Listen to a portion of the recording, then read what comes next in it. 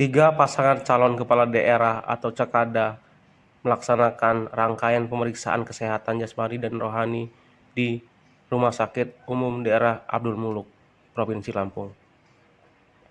Humas RSUDAM Lampung, Sabta Putra, mengatakan pihaknya mencatat pada hari ini ada 3 paslon Cakada yang melaksanakan pemeriksaan jasmani dan rohani.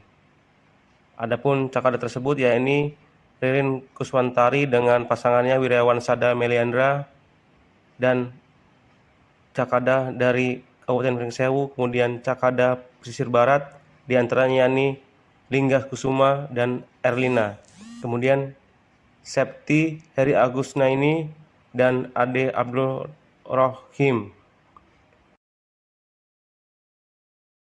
Periksaannya pagi tadi jam 8, satu paslon adalah meneruskan yang kemarin. Jadi yang pertama itu kemarin Pak Edi Erlansah dan Isbullah Huda, itu kan kemarin fisiknya sudah yang dilanjutkan dengan pemeriksaan rohani.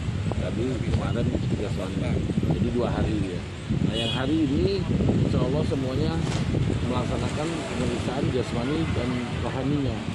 Siapa aja itu, Bang? Orang satu, pertama Ibu Ririn dan pasangannya dari Pringsewu, kemudian sesudah itu 3 orang yang sudah mulai pemeriksaan tadi jam 8. Yang pertama datang dari Pringsewu, Ibu Ririn Kuswantari dan pasangannya Pak Wirawan. Yang kedua itu dari pesisir barat,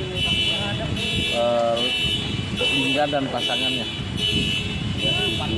yang dengan Ibu Erlina kalau nggak salah itu, bukan dengan Ibu Erlina. Kemudian yang kedua itu Septi, Dari pasangannya. Septi sudah 3 kan. Dan sore ini lagi Pak Edi Erlansah untuk meneruskan pemeriksaan yang hari pertama, hari ini untuk pemeriksaan rohani.